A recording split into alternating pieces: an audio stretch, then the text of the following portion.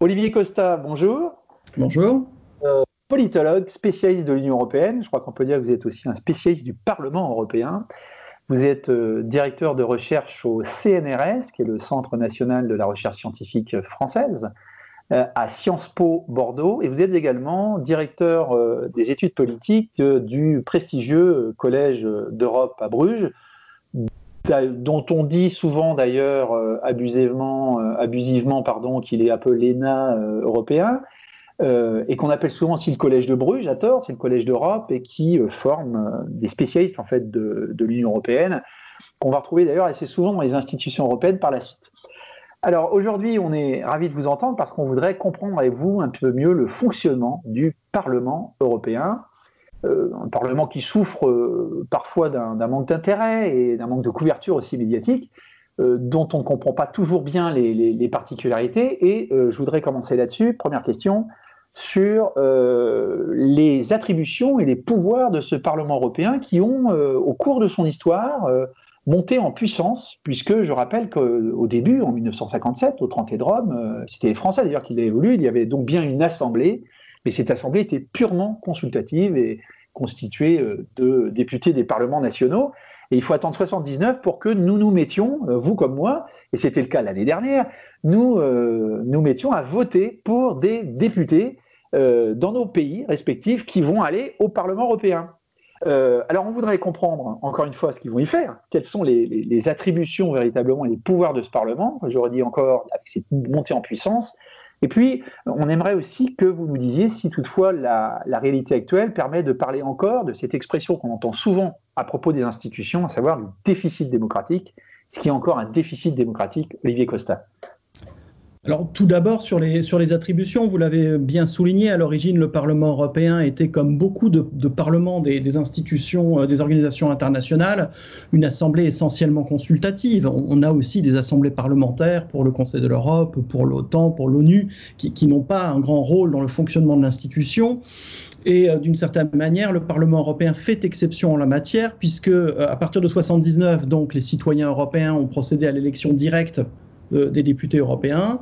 Et à la suite de ce premier événement politique, on a eu une lente montée en puissance du Parlement européen. Au fil des traités, au fil aussi de la pratique quotidienne des institutions, le Parlement européen est devenu une institution très puissante. Aujourd'hui, les spécialistes des études législatives, qui aiment bien faire des catégories et des typologies, mettent le Parlement européen dans la catégorie des parlements très puissants, avec le Congrès américain, avec le Parlement britannique ou le Parlement danois. Et de ce point de vue-là, le Parlement français serait peut-être un cran en dessous en termes de compétences et d'influence. Et le Parlement européen, aujourd'hui, a des activités assez classiques d'un Parlement dans un régime politique national. Il contribue à la nomination d'un certain nombre de responsables, et notamment de la Commission européenne. Le Parlement européen vote les lois européennes. Il vote le budget européen et contrôle la manière dont ce budget est mis en œuvre. Il contrôle aussi la Commission au jour le jour dans ses activités, peuvent lui poser des questions, demander des rapports, faire des commissions d'enquête. Et enfin, le Parlement européen s'exprime sur toutes sortes de sujets, ce qui a été historiquement quelque chose d'important pour cette Assemblée, le droit de se saisir de n'importe quelle question, de faire un débat et de voter une résolution à la fin pour dire l'avis, le point de vue du Parlement européen en cette matière. Donc un Parlement européen aujourd'hui très puissant, même s'il n'est pas toujours perçu comme tel. Je me souviens encore de Valéry Giscard d'Estaing qui, lors de la campagne électorale de l'an passé, en 2019, disait oui, mais à quoi bon aller voter pour le Parlement européen? C'est une assemblée purement consultative. C'est là qu'on voit qu'il est resté un peu bloqué au début des années 80, puisque les choses sont très différentes. Est-ce qu'on peut encore parler d'un déficit démocratique à l'échelle européenne? Alors, bon, c'est un terme qui est piégé et chacun le définit en fonction de ses intérêts, en fonction de son agenda. Ce qu'on peut dire, il y a sans doute un côté imparfait de la démocratie européenne, on y reviendra dans le débat plus tard, mais d'un point de vue strictement institutionnel, suis pas certain que l'Union européenne offre moins de garanties que, par exemple, n'importe quel État membre de l'Union européenne, la France, l'Allemagne ou l'Autriche, quant à la représentation des citoyens. Le Parlement européen est directement élu tous les 5 ans. C'est un Parlement européen qui est aujourd'hui puissant, qui peut faire entendre la voix des citoyens et surtout qui peut le faire avec beaucoup de liberté. L'Assemblée nationale en France, par exemple, est très soumise au gouvernement par la règle de la majorité. C'est pareil en Allemagne, c'est pareil au Royaume-Uni ou en Italie. On a une logique qui fait que le gouvernement dispose d'une majorité à l'Assemblée nationale ou à la Chambre basse, et les parlementaires, en gros, sont soit dans la majorité et priés de se taire, soit dans l'opposition et peuvent dire tout ce qu'ils veulent, ça ne sert pas à grand-chose. Le Parlement européen, de ce point de vue-là, se distingue parce qu'il est relativement indépendant de la Commission européenne et a très souvent un discours qui est assez critique. Ça veut dire que non seulement le Parlement européen a des compétences, mais en plus, il s'en sert. Donc, déficit démocratique, il y en a certainement un, et si déficit démocratique il y a, c'est plus peut-être dans la perception que les gens ont des choses, le fait que le Parlement européen est mal connu et qui semble distant, un peu énigmatique, c'est parfois une institution qui a un peu de mal à trouver sa place dans le jeu institutionnel de l'Union européenne, où on a une logique très diplomatique ou intergouvernementale, c'est les chefs d'État et de gouvernement qui vont se réunir régulièrement au Conseil européen pour prendre les grandes décisions. On a une logique qui est aussi plus technocratique, c'est la Commission européenne qui écrit les propositions de loi, qui met en œuvre les textes. Et là-dedans, le Parlement européen, parfois, ne sait pas trop sur quel pied danser et a notamment une difficulté à arbitrer entre une espèce de rationalité experte et une rationalité politique. En gros, le Parlement européen fait parfois et souvent le choix de devenir presque plus expert ou aussi expert que la Commission pour dire bon voilà, votre nouvelle proposition de directive sur l'utilisation des pesticides dans l'agriculture, c'est un texte qui fait 50 pages, qui est appuyé sur 1500 pages de documentation, qui va aller décider si oui ou non c'est dangereux pour les abeilles. Qu'à cela ne tienne, on va travailler aussi, on va faire nos propres expertises et on va parler sérieusement autour d'une table. Et c'est pas parce qu'on est des élus qu'on est des idiots, et on va réussir à discuter avec vous sur le fond des dossiers. Le problème, c'est que c'est un piège, car le Parlement européen, s'il adopte trop le discours expert qui est celui de la Commission européenne, va perdre en quelque sorte sa dimension politique, puisqu'on a le sentiment que les parlementaires européens se transforment en experts ou en technocrates et ne sont plus les représentants des citoyens qui sont là pour porter des idées. Donc il y a une vraie difficulté au Parlement européen à arbitrer sans cesse entre ces deux logiques. C'est intéressant, ce dernier point. Une chose sur le déficit démocratique, est-ce que vous n'avez pas le sentiment, parce que je ne suis pas certain que vous en ayez parlé, que la question de la co-législation, et qui est quand même une grande particularité de l'Europe, est quelque chose qui n'est pas nécessairement très très bien comprise par les citoyens. S'ils pensent Parlement, ils pensent à leur propre Parlement, qui produit les lois, il est le seul à le faire, ce qui n'est pas le cas au niveau européen, ce qui est quand même quelque chose. Et puis la deuxième chose, c'est que dans les parlements nationaux, le gouvernement est évidemment responsable devant les parlements. Pour beaucoup d'États européens, le gouvernement est constitué et procède de la majorité qui a émergé au Parlement européen. La Commission européenne, elle, n'est pas élue de la même façon. Est-ce que là aussi, ça ne participe pas d'une incompréhension ou de parallèles qui sont malheureux parfois, parce que l'Europe, ce n'est pas les États européens en plus grand. Qu'est-ce que vous en pensez ? C'est le fond du problème. Dans les années 50, les pères fondateurs, comme on les appelle, ont imaginé un dispositif institutionnel très particulier qui était essentiellement guidé par la nécessité d'être efficace. Il fallait une machine qui arrive à produire des normes, à les appliquer, et l'Union européenne a toujours été très efficace de ce point de vue-là. On dit qu'elle est en crise depuis 20 ans, mais elle n'a jamais été bloquée dans son fonctionnement parce qu'on a des dispositifs institutionnels qui sont très, très efficaces. Et on a toujours eu, à l'échelle européenne, différentes logiques qui s'articulent. Je l'ai dit tout à l'heure, une logique diplomatique et intergouvernementale, ce sont 27 États qui négocient ensemble. Une logique qui est un peu technocratique parce que, d'une certaine manière, l'expertise et ce langage un peu abstrait, c'est la manière la plus simple de dépasser les divisions nationales. Quand on va parler des histoires de pesticides et d'abeilles, plutôt que d'opposer les intérêts des Allemands qui ont l'industrie chimique, les intérêts des pays du Nord qui ont déjà des réglementations assez restrictives là-dessus, et les intérêts des pays du Sud qui ont des législations peut-être moins restrictives et des agriculteurs qui sont habitués à utiliser ces produits, on va les transformer transformer ce débat en un débat expert, en disant voilà, où en est la science sur ces choses-là, pour essayer de dépassionner les choses, éviter que tous les débats ne tournent à l'affrontement de 27 positions nationales, ou alors les petits États contre les grands, ceux du Sud contre ceux du Nord, etc. etc. Donc l'expertise a vraiment des vertus fonctionnelles à l'échelle européenne. Et il y a une troisième logique, qui est une logique proprement politique et représentative et qui s'incarne surtout au Parlement européen. Alors les choses ont quand même beaucoup évolué au fil du temps, dans les 70 ans de l'histoire de l'intégration européenne, et de plus en plus on a des institutions européennes qui fonctionnent d'une manière similaire aux institutions nationales. On le voit tout d'abord avec le Parlement européen. Assemblée consultative au début qui n'avait strictement rien à dire et pas d'influence, aujourd'hui organe tout à fait central qui est chargé de représenter les intérêts des citoyens européens. Mais bon, les ajustements se font de manière comme ça un peu chaotique et très progressive, de sorte qu'on a aujourd'hui un système qui est assez difficile à lire. Alors on peut en faire des interprétations, on peut dire, voilà, on a 4 institutions. On a le Conseil européen où siègent les chefs d'État et de gouvernement, ça c'est l'équivalent du chef d'État. On a le Conseil des ministres où vont siéger les ministres des 27 États, et ça ressemble de plus en plus à la Chambre haute dans un État fédéral. En Allemagne, le Bundesrat, aux États-Unis, le Sénat américain, qui sont des assemblées qui représentent en quelque sorte les États.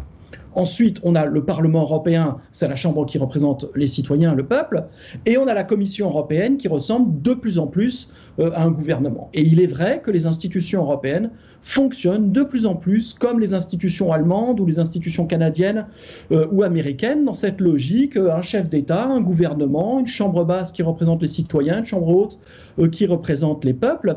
Et vous parliez tout à l'heure, par exemple, du fait que la Commission européenne n'était pas nommée comme l'est un gouvernement, ça aussi c'est de moins en moins vrai, puisqu'on l'a vu au fil des 2 dernières élections européennes, les élections qui ont été organisées donc dans une compétition entre des partis politiques pour acquérir des sièges de députés européens, mais aussi avec derrière l'idée qu'on est en train de choisir le prochain président de la Commission européenne, que du résultat des élections européennes va découler le choix du président de la Commission européenne. C'était très clair pour Juncker en 2014, c'était le candidat du PPE, le parti de centre-droit, qui a gagné les élections européennes, et le Parlement européen a dit ça sera Juncker ou personne. La dernière fois, l'année dernière, c'était un peu plus compliqué parce qu'il y a eu des problèmes de personnes, etc. Ce qui fait que le leader du PPE, du parti de centre-droit, qui de nouveau a gagné les élections européennes, n'a pas pu être nommé. Mais on a eu Mme von der Leyen qui appartient au même parti. Donc on a quand même cette logique qui se met en place d'une élection qui va aller déterminer qui va être le chef du gouvernement européen, en gros le président de la Commission européenne. Très bien. Alors, revenons sur le Parlement, parce que j'espère que vous accepterez un autre entretien. On reviendra sur le rôle de la Commission et du Conseil, parce qu'effectivement, les choses évoluent considérablement. Pour ceux qui regardent le Parlement, donc l'année dernière, nos concitoyens ont été appelés à élire des députés européens. À cette occasion, d'ailleurs, on voit la presse qui fait des articles assez pédagogiques sur le fonctionnement de l'Union européenne. Bon, il faut attendre 5 ans à nouveau pour que ce soit le cas. Les citoyens sont un peu perdus, si je ne m'abuse, puisqu'on leur demande de voter sur des bulletins de vote sur lesquels figurent des noms ou des noms de partis politiques qui sont nationaux. Pourtant, il existe des partis transnationaux. Il existe aussi des groupes politiques au Parlement européen. C'est pas toujours très clair, et c'est ce sur quoi je vous demande, s'il vous plaît, de nous expliquer un petit peu, de nous apporter des éclairages sur cette particularité du Parlement européen. Partis transnationaux, groupes politiques, quelle est la différence entre les deux? Quelles sont leurs attributions? Quelles sont les limites de leur pouvoir? C'est plus simple que s'en a l'air.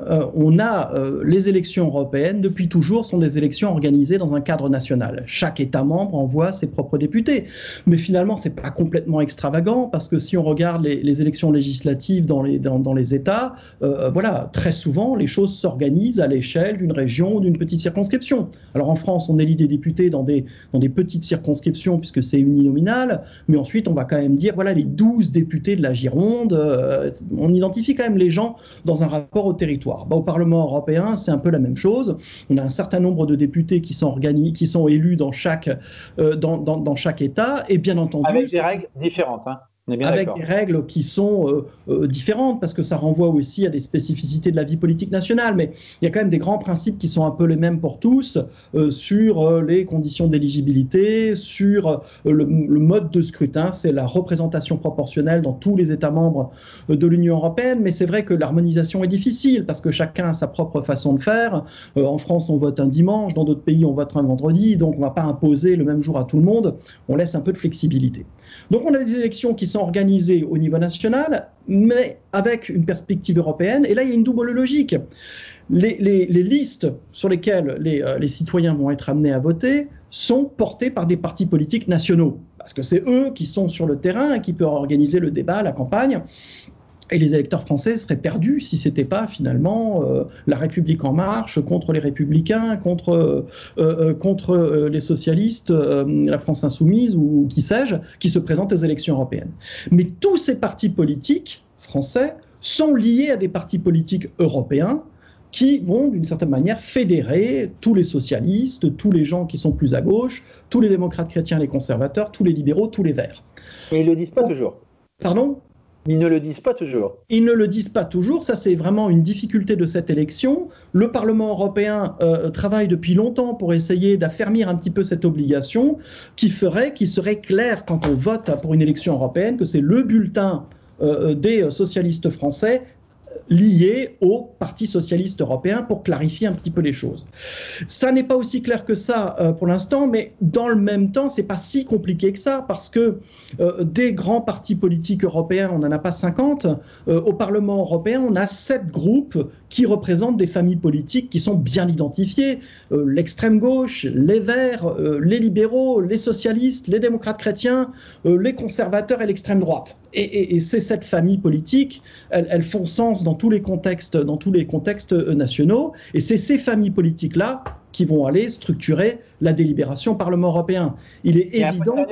Olivier Costa, oui. C'est-à-dire que d'abord, il y a les élections et les groupes se constituent ensuite. Alors souvent, c'est les mêmes, mais pas toujours. On est d'accord. Il peut y avoir des basculements à la marge, mais bon, voilà, il n'y a jamais de grande surprise. À la limite, dans les élections françaises, il y a des surprises aussi. Regardez, en France, à l'Assemblée nationale, toutes les semaines, on a un nouveau groupe politique, là, depuis 2 mois, parce qu'il commence à y avoir la zizanie chez La République En Marche. Et voilà, on va aussi dire, bah, tiens, moi j'ai voté pour La République En Marche, mais mon député, maintenant, il siège avec d'autres. Qu'est-ce que c'est que cette histoire ?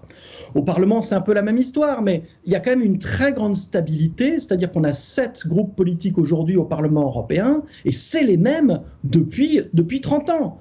Il y a une très grande stabilité de la composition et de la structuration politique au Parlement européen, et le choix a été fait au Parlement européen depuis le tout début de dire on va siéger par famille politique, alors qu'ils auraient pu décider de siéger par des délégations nationales ou de siéger en ordre alphabétique. Ça se fait dans certaines assemblées internationales. Non, dès le départ, les députés européens ont dit on est une assemblée parlementaire, on a vocation à siéger sur un mode politique, des groupes politiques. Donc aujourd'hui, on a 7 groupes politiques qui sont tous transnationaux, c'est-à-dire qu'ils accueillent tous un certain nombre de nationalités.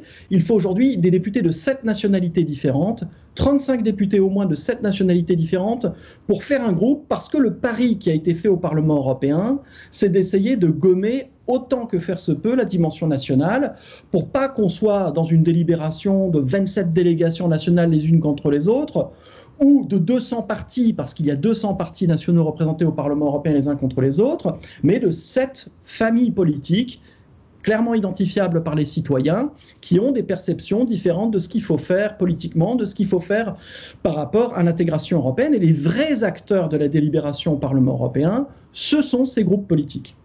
Est-ce que ceci, pour rebondir immédiatement sur ce que vous venez de dire, n'a pas quelque peu évolué, puisqu'on voit désormais des délégations nationales qu'on se constituent autour des députés d'un même État et qui, manifestement, ont de plus en plus de poids, alors qu'ils n'ont aucune valeur institutionnelle. Est-ce que je me trompe ? C'est vrai, c'est faux. Il y a toujours eu des délégations nationales au Parlement européen, mais le choix a été fait au Parlement européen de ne jamais leur donner un statut officiel. Donc si vous prenez le règlement du Parlement européen, qui est un texte très très détaillé, qui explique de quelle manière tout ça doit marcher, on ne parle jamais des délégations nationales. Et un député n'a aucun droit en tant qu'Italien, que Slovène ou que Portugais. Maintenant, dans les groupes politiques, les délégations nationales sont là et bien là, et c'est normal. Quand les démocrates chrétiens, qui ont presque 200 députés, se réunissent pour réfléchir à l'avenir de la politique agricole, à l'avenir de la politique régionale ou à l'avenir de la politique de santé de l'Union européenne, il est évident que les députés qui appartiennent aux différents partis nationaux ne sont pas tous sur la même ligne, n'ont pas tous les mêmes intérêts et les mêmes perceptions, parce qu'ils appartiennent à des États qui sont riches ou pauvres, qui ont un gouvernement à droite ou à gauche, qui ont telle tradition dans l'organisation de la santé publique ou de l'agriculture ou telle autre. Et le rôle des groupes politiques, c'est de digérer ces divisions de manière à ce qu'on ne les voit plus une fois qu'on arrive en plénière. Alors on ne les gomme pas, mais simplement on essaye de trouver des ajustements de sorte que tout le monde soit relativement d'accord avec la position qui va être celle du groupe ensuite dans la négociation vis-à-vis des autres groupes. Alors ensuite, il est vrai qu'il y a des délégations nationales, c'est-à-dire les membres d'un même parti politique au sein du Parlement européen, qui sont plus ou moins visibles ou plus ou moins vocaux. Et il y a un certain retour, on pourrait dire, d'un certain nombre de délégations nationales qui ne se cachent pas de défendre des intérêts nationaux. Ça, c'est aussi un effet de la montée de l'euroscepticisme, puisqu'on a des députés européens au Parlement européen, je ne sais pas, 150, 180 députés qui sont assez eurosceptiques ou très eurosceptiques, qui d'une certaine manière ne se cachent pas d'être là pour défendre les intérêts nationaux. Et on a des autres députés qui sont parfois un peu à la remorque de ça, en disant « nous, députés conservateurs allemands, ne voulons pas passer pour des traîtres à la patrie qui bradent systématiquement les intérêts allemands. Donc on va aussi se faire entendre en tant que conservateurs allemands qui ont une certaine position. Mais la logique de fonctionnement des groupes reste la même. Les groupes sont toujours très cohésifs dans le vote final. On délibère beaucoup au sein du groupe, mais une fois qu'on a adopté une position qui est celle du groupe, la grande majorité des membres du groupe suivent cette position dans les votes. Merci. Alors, on a compris comment ça se passait à l'intérieur des groupes. On va s'intéresser désormais à ce qui se passe entre les groupes, puisque c'est cette discussion, en fait, qui va permettre l'émergence éventuelle de majorités. Or, on a tous une appréhension et une compréhension un peu différente des parlements, selon le pays dont on est issu, parce que c'est vrai que les traditions sont différentes. C'est vrai qu'un Italien est plus habitué et coutumier de voir justement ces tractations et ces majorités flottantes que ne peuvent l'être, par exemple, les citoyens français. Il y a eu des majorités, assez stables d'ailleurs, dans l'histoire du Parlement européen. Vous allez nous expliquer ça. Aujourd'hui, les choses sont peut-être un peu différentes. Et la question que j'ai envie de vous poser sur cette question des majorités qui émergent et qui sont nécessaires pour encadrer et orienter politiquement le Parlement et aussi simplement pour créer des consensus qui permettent le vote de la loi. On assiste au niveau national à un certain éclatement politique, une polarisation aussi de plus en plus forte. Est-ce que cette réalité nationale est transposable au Parlement? Est-ce qu'on assiste à la même chose? Alors, la situation au Parlement européen est assez paradoxale et complexe. Et là, encore une fois, ça ne facilite pas la compréhension de l'institution. On a en fait trois tendances qui sont en partie contradictoires. On a une tendance depuis 20 ans qui est d'une plus forte bipolarisation.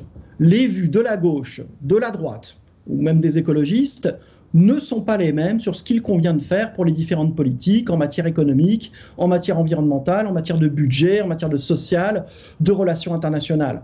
Quand la communauté européenne dans les années 60-70 s'occupait essentiellement de réguler le marché intérieur, il n'y a pas vraiment matière à de grandes divisions idéologiques sur la question. Mais aujourd'hui, l'Union européenne s'occupe de politiques très importantes et sur ces questions-là, les socialistes, les démocrates chrétiens, les conservateurs, les écologistes, les libéraux n'ont pas les mêmes visions. Donc on a cette bipolarisation qui est de plus en plus visible. Ensuite, il y a l'autre chose, il y a effectivement un éclatement politique, vous l'avez mentionné.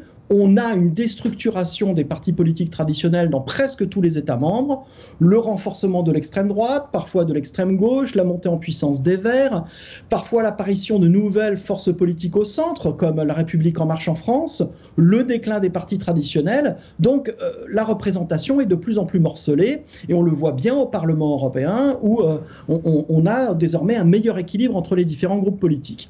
Et enfin, on a une troisième tendance au Parlement européen qui est très forte aussi, c'est un débat qui est de plus en plus dur et de plus en plus polarisé entre les pro-européens et les anti-européens. Des pro-européens qui, d'une manière générale, s'entendent autour de l'idée que l'Union européenne est utile et qu'il faut continuer à poursuivre l'intégration européenne, et des anti-européens de plus en plus nombreux, de plus en plus, on va dire, radicaux dans leur forme d'expression, qui d'une certaine manière, aimerait bien sortir de cette Europe. Alors, quel est le résultat de tout ça ? Le résultat, c'est un fonctionnement qui est assez complexe parce qu'on a deux logiques. On a une logique de polarisation entre la gauche et la droite avec un débat politique qui est de plus en plus vif. Quand on va parler encore une fois, par exemple, du glyphosate ou de questions comme ça, on a des points de vue très différents entre les différents groupes politiques, pas du tout l'unanimité qu'on aurait pu avoir il y a 30 ans sur des questions beaucoup plus techniques. Dans le même temps, on a de plus en plus une convergence entre les démocrates chrétiens, donc le centre droit, les libéraux qui au Parlement européen sont vraiment au centre, et les socialistes, donc la gauche modérée, qui votent ensemble. Ils votent ensemble de plus en plus.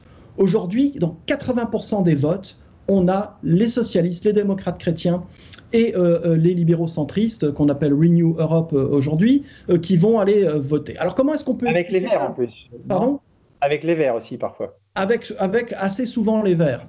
Alors il y a toute une série d'explications pour rendre compte de ça. D'abord, il y a une certaine convergence historique des partis modérés, on va dire, sur l'intégration européenne. Les démocrates chrétiens, les socialistes, les libéraux sont à l'origine de la construction européenne et ont toujours été d'accord sur l'idée qu'il fallait faire l'Europe. Deuxièmement, il y a une volonté de ces groupes politiques-là de s'entendre pour arriver à gérer le Parlement européen, et c'est une habitude qui existe depuis maintenant plus de 30 ans. Les démocrates chrétiens notamment et les socialistes essayent d'accorder leur violon pour savoir qui va présider quoi, qu'est-ce qu'on met à l'agenda, etc., etc. Il y a ensuite des contraintes institutionnelles qui sont fortes. Le Parlement européen en tant qu'institution, s'il veut pouvoir se faire entendre de la Commission et du Conseil, doit avoir de larges majorités. Parfois, c'est imposé par les traités. Et d'une manière générale, c'est stratégique pour le Parlement européen de trouver de larges majorités. Parce que si le Parlement européen arrive avec une majorité à 50,5%, ça va faire rigoler à la Commission et au Conseil. Et on va se dire, leurs amendements ne sont pas très solides, ça va être facile de les torpiller. Donc le Parlement européen, généralement, arrive plutôt avec des majorités de 70%. 70% des députés qui sont d'accord sur le texte final qui est voté. Quatrième facteur, c'est la montée des eurosceptiques. Plus les eurosceptiques sont puissants, plus les autres sont contraints de resserrer les rangs pour arriver à, d'une certaine manière, sauver l'intégration européenne et l'intérêt du Parlement. Et enfin, il y a un dernier facteur qui est, depuis une dizaine d'années, ou même un peu moins, on voit apparaître de vrais accords de coalition. Pour la première fois, on l'a eu en 2014. Un vrai contrat de gouvernement entre les socialistes, les démocrates chrétiens et les libéraux, qui soutenaient tous trois la candidature de M. Juncker pour devenir président de la Commission, et qui avaient vraiment un accord de coalition, comme on les connaît en Allemagne ou en Italie ou aux Pays-Bas. Après les élections, personne n'a la majorité tout seul, 2, 3, 4 partis vont aller négocier. Voilà notre programme. Bon, c'est les choses qu'on voit actuellement pour les élections municipales en France. Voilà quel est notre programme, on est d'accord là-dessus et globalement, on va essayer de soutenir l'action de la Commission. Donc ça, c'est nouveau, on a eu ça entre 2014 et 2017. On l'a plus ou moins depuis 2019, mais cette très grande convergence de vues entre les démocrates chrétiens, les socialistes et les libéraux. Mais encore une fois, c'est pas systématique. C'est pas systématique et ce qui est intéressant au Parlement européen, c'est qu'on voit différentes configurations émerger. Donc, dans 70% des cas, aujourd'hui, depuis la dernière élection, dans 70% des cas, les textes sont votés par les démocrates chrétiens, les socialistes et les centristes. Mais dans 15% des cas, aujourd'hui, on a les socialistes qui font bande à part avec les centristes sans les démocrates chrétiens. Dans 10% des cas, c'est de l'autre côté. C'est les démocrates chrétiens et les centristes qui s'entendent sans les socialistes.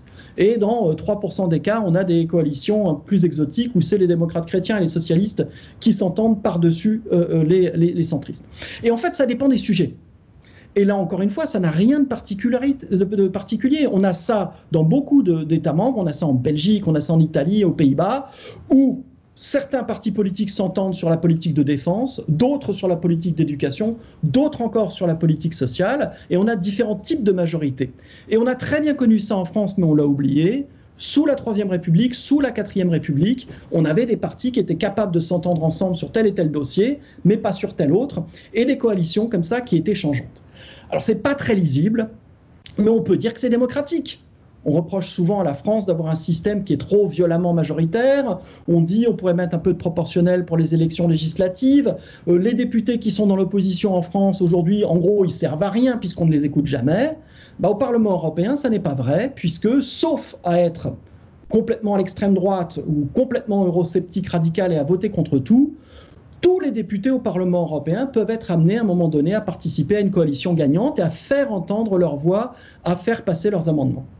Et ce faisant, on voit des partis français, par exemple, qui sont capables, au niveau européen, de faire des choses qu'ils sont incapables de faire au niveau national, ce qui, évidemment, ne facilite pas les choses pour les citoyens, si toutefois ils le savent d'ailleurs, parce que la plupart du temps, je pense qu'ils en restent totalement ignorants. Alors, précisément, on a compris, merci à l'issue de cette longue présentation, qu'il y a une complexité que vous relativisez, somme toute. Certes, il y a ce double axe pro-européen, anti-européen qui se superpose à l'axe droite-gauche, mais pour le reste, ça ressemble de plus en plus à ce qui se passe dans les parlements nationaux. On a des parlements qui ont de plus en plus de pouvoir et qui désormais ont même beaucoup de pouvoir, d'après ce que vous nous dites. La question qu'on se pose à ce moment-là, mais comment se fait-il qu'on s'y intéresse malgré tout encore relativement peu, que ça suscite peu l'appétit et l'intérêt des médias? Ou alors, je me trompe, s'agit-il simplement d'être patient? Les choses vont-elles se mettre en place? Ou faut-il imaginer quelque chose d'autre pour rendre ce Parlement et les débats au Parlement plus attrayants? Juste, je voudrais revenir sur votre remarque sur le double axe. C'est vrai que c'est une des particularités du Parlement européen, mais on la voit maintenant dans tous les États membres. Si le jeu politique est bousculé, fragmenté, comme vous l'avez dit tout à l'heure, au niveau national, c'est essentiellement sur les questions européennes. C'est sur les questions européennes que le Parti socialiste français a explosé et que les Républicains ont explosé aussi. C'est sur les questions européennes qu'Emmanuel Macron a pu constituer un parti au centre, alors que tout le monde pensait que c'était impossible. Donc ce double clivage gauche-droite et pro-anti-européen, ou alors pro-anti-internationalisation, on va dire, ouverture au monde, on l'a de manière de plus en plus forte au niveau national, et ça va aider certainement les citoyens à mieux comprendre ce qui se passe au Parlement européen. Alors, sur les raisons qui font que pour l'instant on parle peu du Parlement européen, alors vous l'avez dit, il faut être patient d'abord. À l'échelle du temps politique, les premières élections européennes, c'est 79, c'est quand même il n'y a pas si longtemps que ça fait 40 ans, c'est long, c'est pas long. Combien de temps a-t-il fallu pour que la vie politique se structure en France telle qu'elle se structure ou aux États-Unis? C'est facile de changer les traités, c'est facile de créer des institutions, mais le temps social, le temps des gens, est beaucoup plus long. Ensuite, si on essaie de réfléchir aux raisons pour lesquelles le Parlement européen est peu présent dans les débats et dans les médias, je crois qu'il y a trois problèmes différents. D'abord, il y a une difficulté à communiquer sur l'Union européenne en tant que telle, et pas sur le Parlement européen à proprement parler. Très peu de gens aujourd'hui savent qui sont les commissaires européens, qui est la présidente de la Commission, qui est le président du Conseil européen. Ce sont des gens qui peuvent se promener très tranquillement dans la rue, personne ne les embêtera, personne ne les connaît. C'est loin, c'est compliqué, c'est mal connu, et on ne parle pas de ce qu'on ne comprend pas, qu'on soit journaliste ou citoyen. Donc on parle peu de l'Union européenne d'une manière générale. Ensuite, on parle encore moins du Parlement européen sans doute, et là je vois trois raisons. Tout d'abord, on manque de vedettes au Parlement européen. Alors, à l'Assemblée nationale, on a 577 députés. Beaucoup peuvent se promener dans la rue tranquillement, mais il y en a au moins une trentaine que les gens connaissent, qui sont sur les plateaux de télé, qui sont des têtes d'affiche. Au Parlement européen, on n'a pas ça. Déjà, on ne connaît pas tous les députés qui ne sont pas français, ou à quelques rares exceptions près. Et ensuite, les vedettes, les politiciens de premier plan n'aiment pas aller au Parlement européen parce qu'ils ont le sentiment qu'en allant là-bas, ils se coupent des médias, ils se coupent des citoyens, ils se coupent du microcosme politique. Quand on veut faire une grande carrière politique, on reste à Paris, on reste à Berlin, on reste à Rome et on ne va pas au Parlement européen. Ensuite, le Parlement européen a un fonctionnement qui est complexe. Il y a le problème de la langue. Le Parlement européen délibère dans 24 langues. Il y a le problème aussi de juste la délibération en tant que telle, qui est une délibération très technique. Il n'y a pas de mise en scène, il n'y a pas de grandes interpellations et de grands discours avec plein d'adjectifs. Donc tout ceci fait que c'est une délibération qui n'est pas très facile à vendre auprès des médias. La troisième raison pour laquelle on parle peu du Parlement européen, ça tient tout simplement à la structure de la sphère politique et médiatique dans les États membres. Les médias restent entièrement focalisés sur la vie politique nationale. Si vous ouvrez un journal, vous ouvrez Le Monde, Le Figaro, alors il y a une partie sur le national, il y a une partie sur l'international, et l'européen là-dedans, il n'y est pas. Et même les médias qui ont essayé de créer des parties européennes, ça n'a jamais tenu. Le Monde avait fait le pari il y a 25 ans. C'était d'abord 2 pages, ensuite 1 page. Maintenant, c'est souvent un quart de page. Voilà. Les médias n'ont pas beaucoup d'intérêt pour les questions européennes. Le groupe TF1, qui est le premier média en Europe par la capitalisation boursière ou les moyens, n'a pas de correspondant à Bruxelles et encore moins à Strasbourg. Donc de fait, ils ne suivent pas les délibérations du Parlement européen. Et les responsables politiques nationaux n'ont aucun intérêt à dire que des choses importantes se passent à Bruxelles, puisque leur boulot, c'est de faire croire que tout ce qui se passe d'important se passe à l'échelle nationale. Donc on entretient artificiellement, à la fois du côté des médias, du côté des responsables politiques, aussi des communicants et des observateurs et des éditorialistes, l'illusion de la souveraineté nationale. Ce qui est important se passe à Paris, à Berlin, à Bruxelles et pas, enfin Bruxelles dans un contexte belge national et pas dans les institutions européennes. Et donc on a une très faible couverture médiatique des activités de l'Union européenne et du Parlement européen. Alors il n'y a pas de solution miracle. On peut dire deux choses. Première chose, les choses s'améliorent. Les élections européennes de 2019 ont été relativement satisfaisantes parce qu'elles elles ont vraiment été focalisées sur des enjeux de politique européenne, notamment en France, mais dans d'autres pays aussi. C'était finalement, est-ce qu'on veut plus d'Europe ou moins d'Europe ou une autre Europe? Et le débat a été organisé très clairement comme ça. Et la participation s'en est ressentie. En France, on a eu plus de 50% de participation aux élections européennes. Alors les journalistes vont dire « Ah, c'est pas beaucoup, 1 sur 2 ». Mais pour les législatives en 2017, au second tour, c'était 42%. Donc on vote plus aux élections européennes désormais qu'aux élections législatives, et on a voté plus qu'aux municipales, et plus qu'on ne votera aux municipales à la fin du mois, sans aucun doute. Donc tout est question de perception. On a tendance à demander plus à l'Union européenne qu'on ne demande aux institutions nationales. Ensuite, pour réformer les choses, pour améliorer les choses, il n'y a pas de recette, miracle. Je crois qu'il y a deux idées sur lesquelles il faut travailler. Premièrement, rendre la délibération du Parlement européen plus attractive. Le Parlement y réfléchit depuis longtemps, mais c'est ce que j'ai dit tout à l'heure, ce piège de l'expertise, le Parlement qui est sans cesse poussé à devenir plus expert que les experts pour avoir gain de cause dans les négociations, tout ça fait une délibération illisible. Donc il faut que le Parlement européen continue à avoir de grands débats sur des grands objets. J'en sais rien, le traité CETA, est-ce qu'on est d'accord, on n'est pas d'accord, le Covid, on fait quoi, est-ce qu'il faut une politique européenne de santé, les grandes perspectives budgétaires. Il faut qu'on ait 2 heures de débat en séance plénière où on parle plus librement et pas simplement des interventions très courtes et des votes. Ensuite, il faut aussi agir au niveau de l'éducation. Ce que vous faites, vous, dans le cadre de vos activités, dans les médias, à l'école, il y a beaucoup plus peut être fait. Alors si on regarde les programmes, par exemple, de l'éducation nationale en France, on trouve de l'Europe partout. Mais est-ce que les enseignants sont réellement capables d'enseigner les questions européennes de manière pertinente? Je n'en suis pas sûr, tout simplement parce qu'eux-mêmes sont mal formés. Ensuite, du côté des médias, on parle très peu d'Europe, ou alors sur des médias très spécialisés, ça va être Arte, ça va être LCP, et les autres médias se sentent complètement déresponsabilisés. On pourrait très facilement imaginer que, par exemple, les chaînes de services publics, tous les jours, aient un programme court, 1 minute. Que se passe-t-il à Bruxelles aujourd'hui? Quelque chose de didactique, rigolo, sous la forme d'une petite animation. Il y a des tas de trucs qui existent comme ça, qui sont faits par toutes sortes de think tanks, d'institutions, etc. Sauf que ça n'est pas diffusé, c'est toujours diffusé sur des supports du type web, et ça ne touche que des gens qui vont voir. Ce qu'il faut arriver à faire, c'est exposer des gens qui ne vont pas voir, les exposer malgré eux, quelque part, à de l'information sur les questions européennes, par exemple en ayant un programme court tous les soirs à 20h sur France 2 avant le journal, 1 minute sur un sujet européen du jour. Merci Olivier Costa.